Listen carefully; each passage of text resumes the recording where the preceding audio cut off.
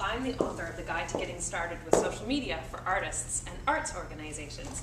And today I'm here at the BizBooks, and I'm going to be sharing with you some tips from my book and to help you get started in social media.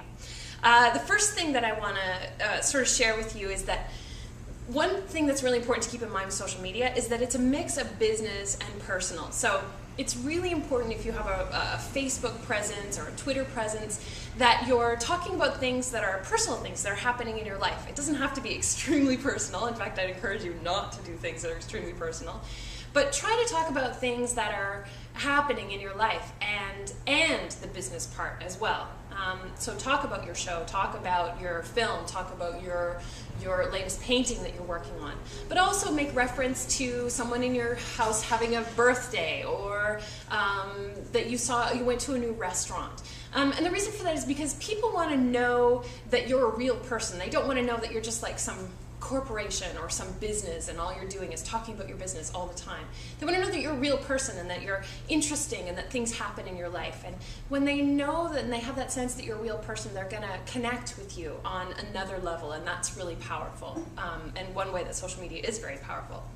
The second thing is it's really important, I think, when you're getting started with social media to make some kind of a plan. So I encourage people to get a calendar, for example, and map out when you're going to do blog posts, when you're going to put stuff on Facebook, when you're going to Twitter things.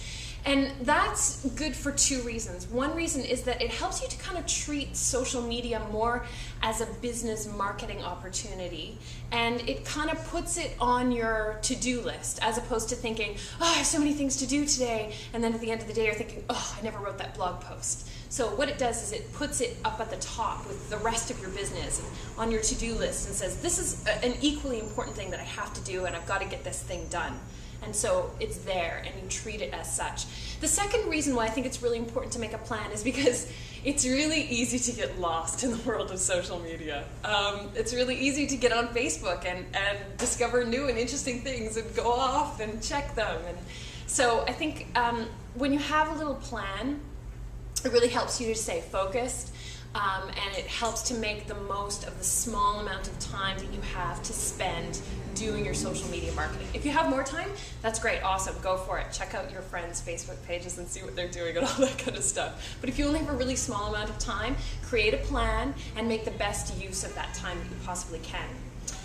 The final thing that I want to talk about today is that I think a lot of people, when they first get started with social media, they feel very overwhelmed. There's so much of it out there. There's Facebook, there's Twitter, there's blogs, there's photo sharing sites like Flickr, there's YouTube.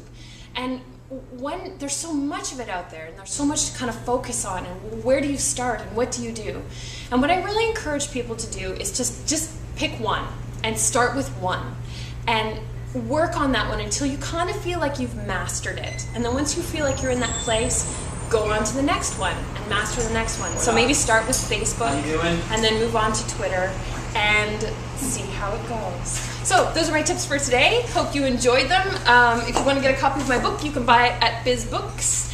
And thanks for watching.